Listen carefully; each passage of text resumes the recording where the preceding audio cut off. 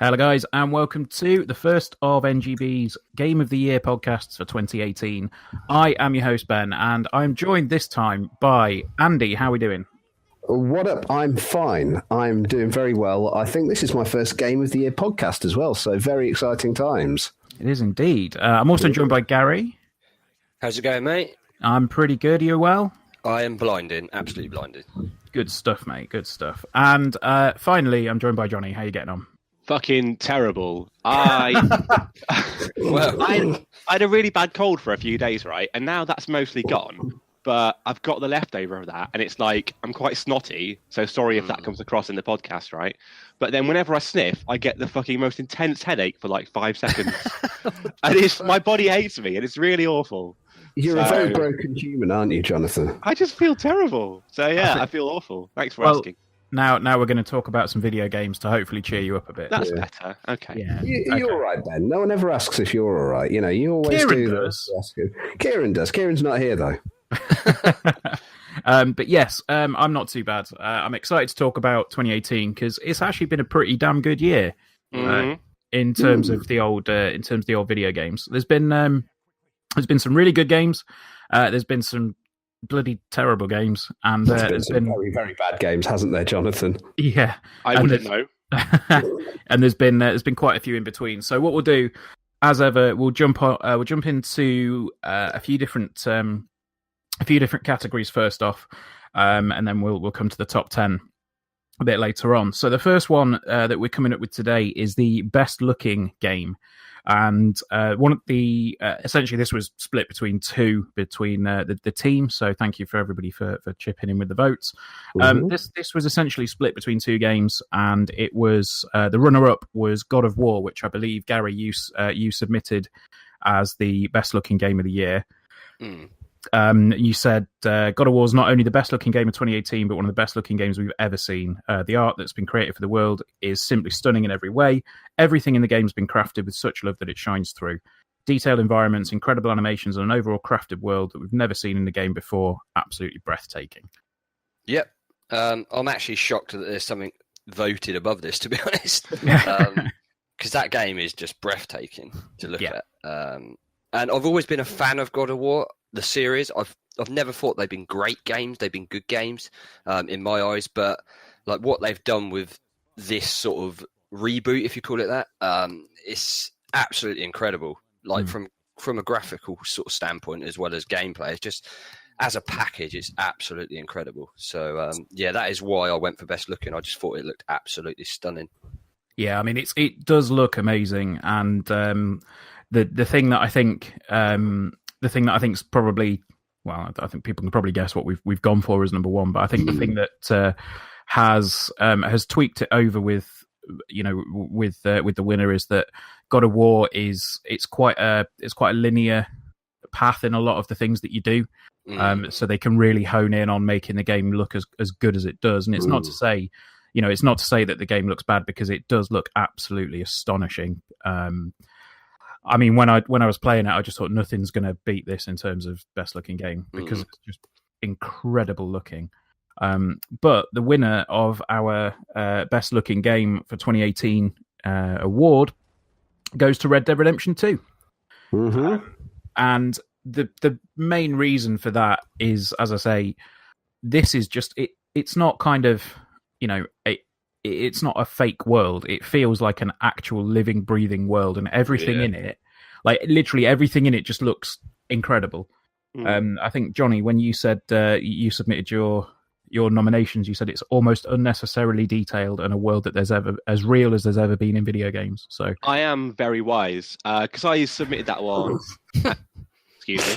I submit that, and Red Dead's not a game that I play. I didn't play it to completion. I played it for a few hours, and something else came up, and you know how it is when you have to review these things.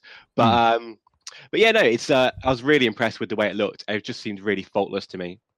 Yeah, I think that's the thing with the way that it's structured and the way that everything sort of like just happens.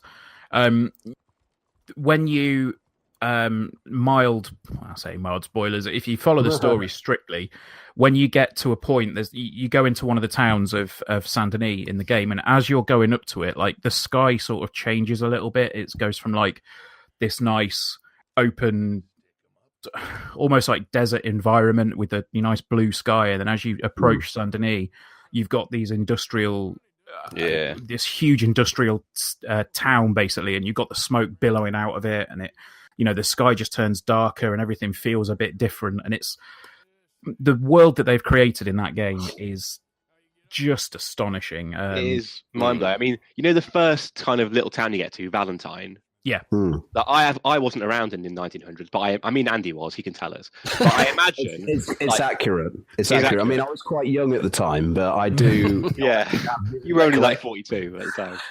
But like, it feels like walking around that town. Yeah, pipe down, Andy. Come on. It feels like I can't imagine it being off at all. Like, it might well be for all I know. But the sort of like the grime and everything of it, and like the sort of just the mud everywhere. It feels like it's incredibly accurate, but I don't know if it's accurate. Yeah, I mean, it's about as authentic as you're going to get, I think. Yeah. So, I mean, I've played through it on the PS4 Pro. I know, Gary, you're playing it on the Xbox One X. Yeah, holy crap, that looks good on the X. I won't go into the issues I had with it on the X because, well, that's for another podcast. But that game is absolutely, like, it doesn't matter what version you choose. I think it's stunning either way. But if you, I was originally playing the PS4 version, which I thought, this is beautiful, and then I switched over to the Xbox One X version, and then it was like, wow, that is like a big step up from the PS4 version. It's absolutely incredible, just the details, and considering how vast that game is as well, and it still keeps that detail. It's just typical Rockstar, those little touches here and there, and the weather effects. Like the first time I see like the lightning, that was at night, that was incredible. So yeah, just a game that just is a beauty to look at. And yeah, as much as God of War is a stunning looking game, I can't sort of take away from Red Dead Redemption 2 sort of being at number one, because it is a stunning game. Yeah, and as I say, I think that the whole thing for Red Dead is it is essentially because they've put the level of detail that I think we didn't expect to see from God of War, but we did. They've managed to put that level of detail into a massive open world, which is just it's astonishing. So congratulations to Red Dead Redemption 2 on winning our best looking game of 2018. Stick it on the box, Rockstar. Yes. So one thing that I don't think they're going to be sticking on the box for the next one is our most disappointing of 2018. I wonder what this is. So it's kind of, I mean, biggest disappointment, I think, is probably the best way to put this one. So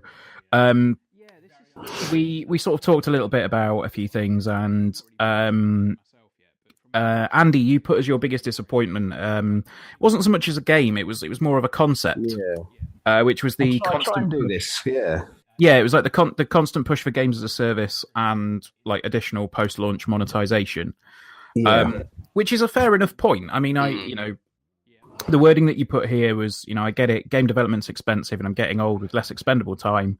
But there's no time in a calendar year to dedicate yourself to games like Destiny 2, Red Dead Online, Fortnite, and others, and get the maximum enjoyment out of everything. And it's kind of, I mean, just explain, just sort of expand a little bit further on that, because I totally get what you mean. I think for me, for a lot of it, it's I'm used to sort of playing quite a big variety of games in a calendar year. I do like sort of dipping in and out of different things and trying them.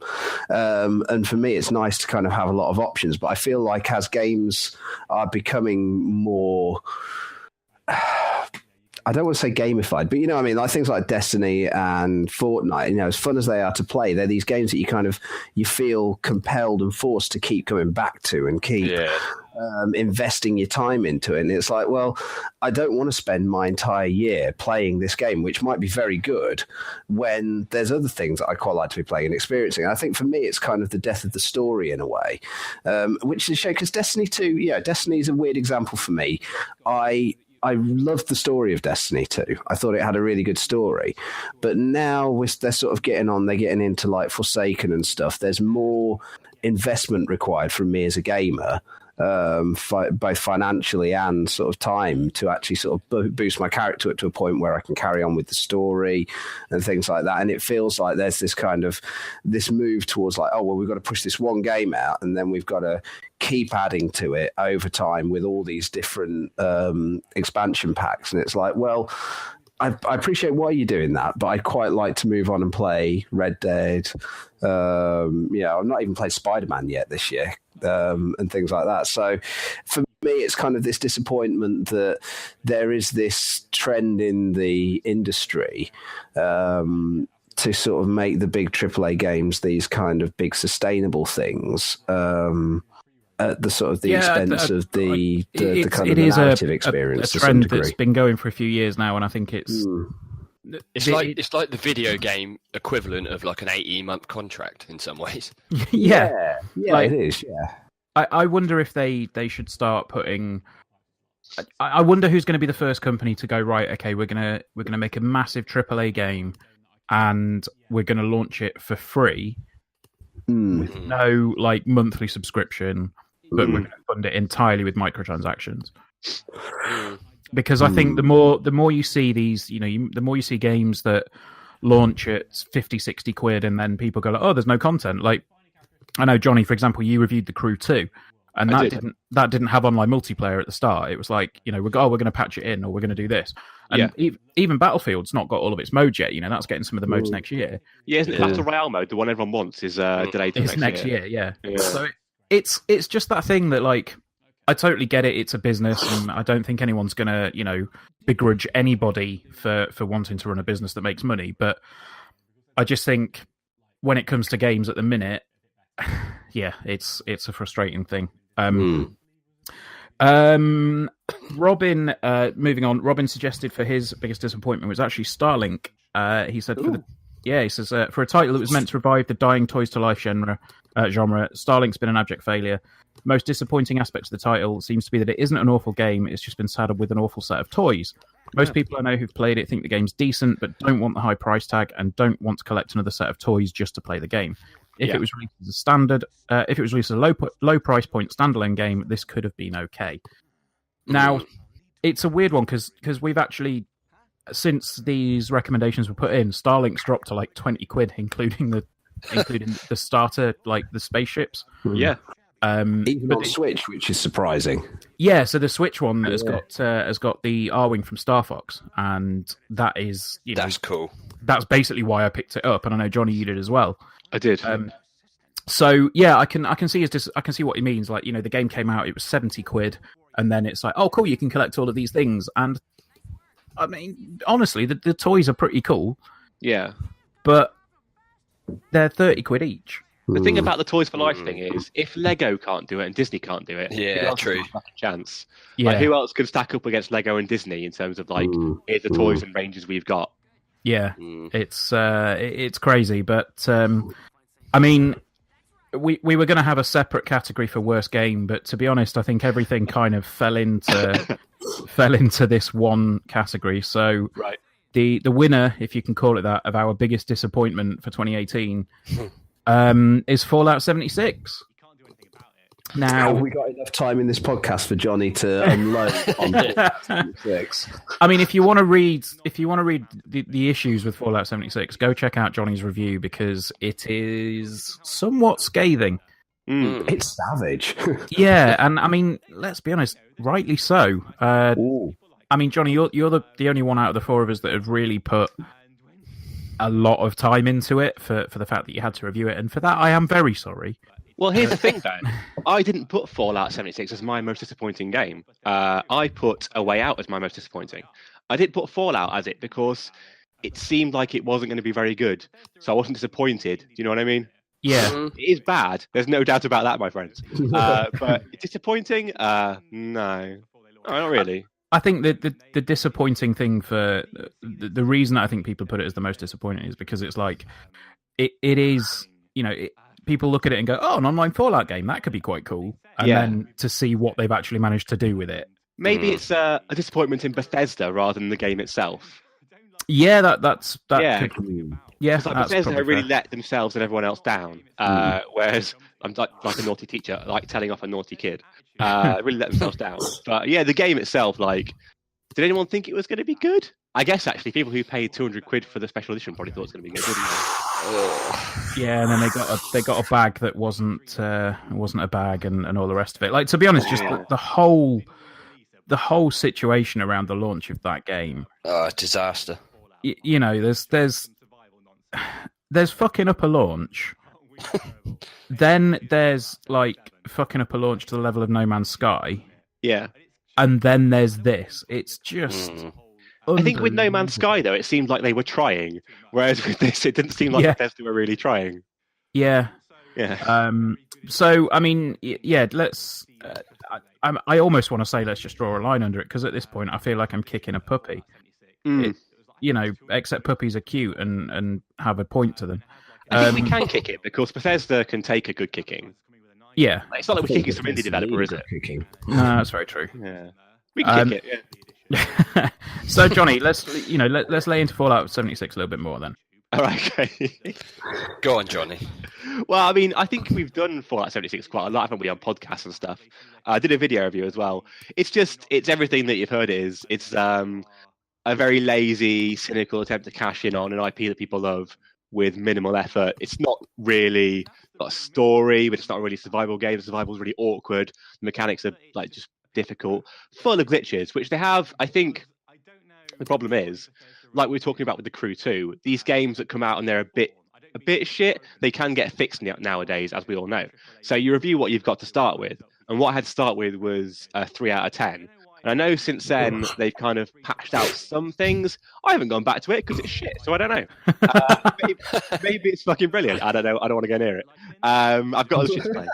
But yeah, but what came out at launch was just an absolute mess.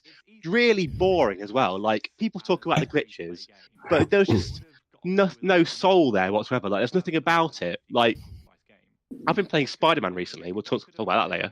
And it's so sort of funny and charming. There's so much detail and work gone into it. And Fallout, it just feels like it doesn't feel like there's no connection to it. It's just you're moving an avatar around the screen doing things because that's what you have to do, and there's no like drive to do it.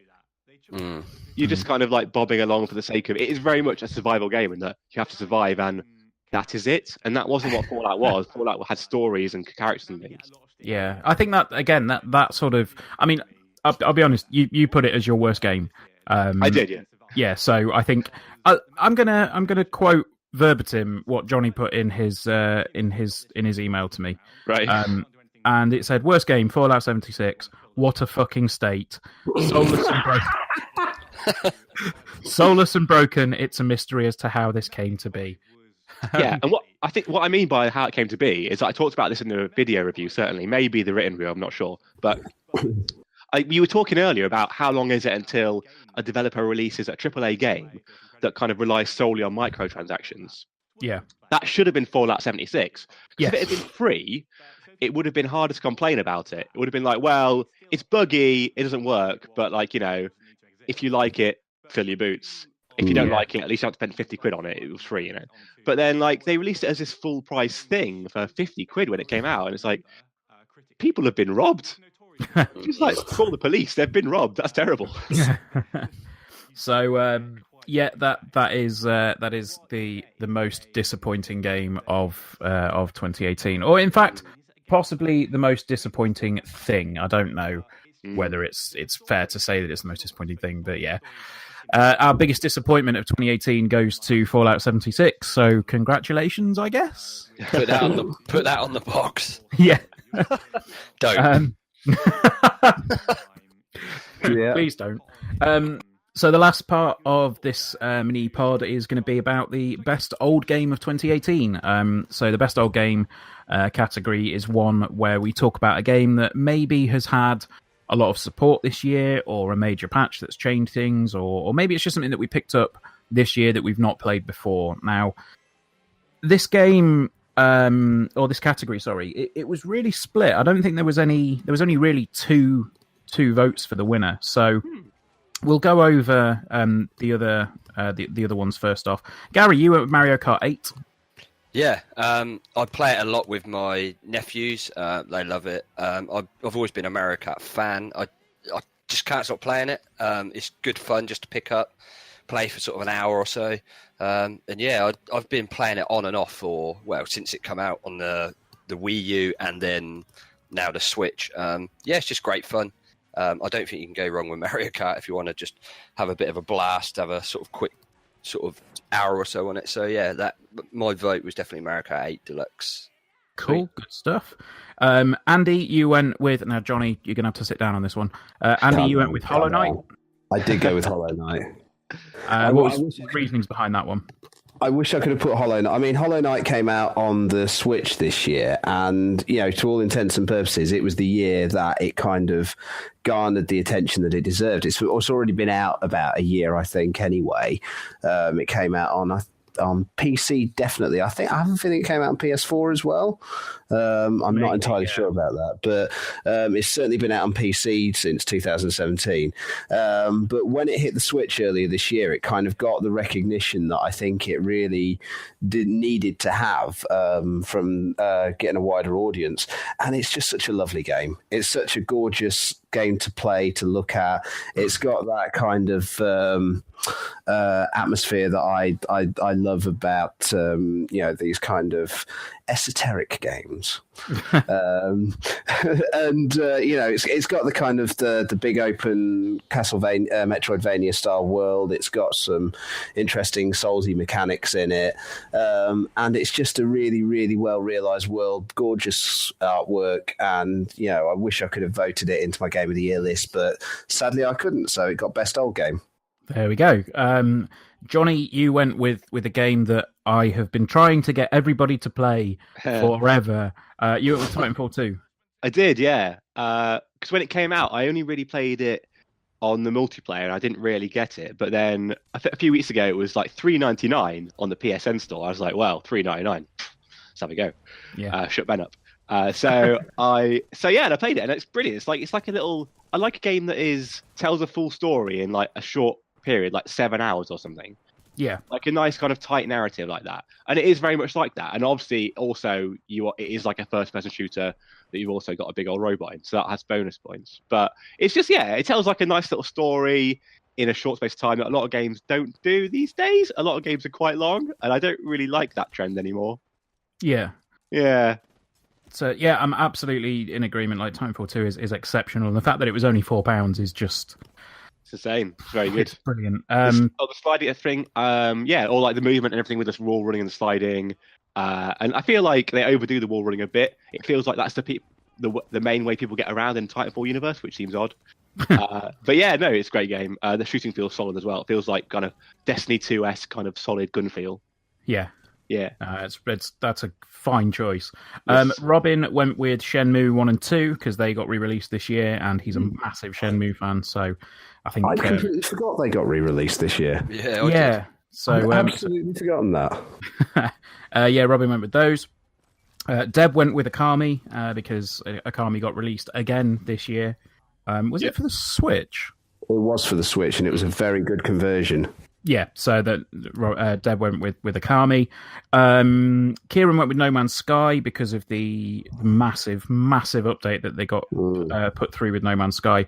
And to be honest, it was it was a game that we picked up again and did a couple of streams, and we thought, okay, this is probably something we can play for a while. But unfortunately, it wasn't. It didn't keep us because, again, as we said earlier, it's that kind of thing where we play a lot of games and we have a very unique way of consuming content, so we couldn't actually play it as much as we wanted to.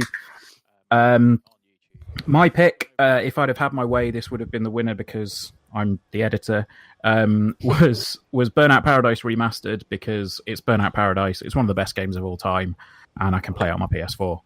It's as easy as that. Andrew, you can shut your mouth. You're not going to say anything. Was Burnout Revenge the winner? No. That is actually the best Burnout game that's playable on current gen machines. So, So the winner of the best old game is Destiny 2.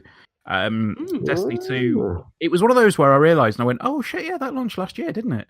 Was that maybe Nick and Nico that? Yeah, you've got it spot on. Yes. Surprise. Nick and Nico. I'm shocked and stunned. Nick and Nico, our two Destiny content creators, they said, Nick said Destiny 2 is in a constant flipping state of turmoil and bliss, a game that doesn't really know who its audience is, yet constantly trying to please anyone that rolls up. Forsaken, the latest major DLC, rectified some of the identity crisis, giving the thirsty player base plenty to do and solving many of the game's flaws. And that's completely fair. I think the Forsaken update definitely sounded like it was the Taken King of Destiny 2. Like, the Taken King completely transformed the first game. And it seems like Destiny 2 has got that with Forsaken. And it's a game that I think it went free on PSN at some point this year, or PS Plus. Yes. Yeah, so I think, it suddenly got a big influx of players. Presumably it was one that, they wanted to get people to buy those the DLC packs, and I think the DLC dropped at one point to about 20 quid. So they've suddenly got a lot more people coming in that they now want to play. Yeah, there was a huge push for it this year, actually, because it went free on PS Plus, and I think it also was included in the Humble Monthly Bundle on PC. I think you're right on that one, yeah. Which is where I got it on PC, because I was playing it on PS4 at the beginning of the year, and then I ended up playing it on PC towards the end of the year. And it was around sort of the time, like you say, the DLC dropped to a ridiculous price. But yeah, they've been really pushing to get people in, and it is a very good game, and it is still worth picking up, despite my gripes about games as a service. It's still very much a very, very good game.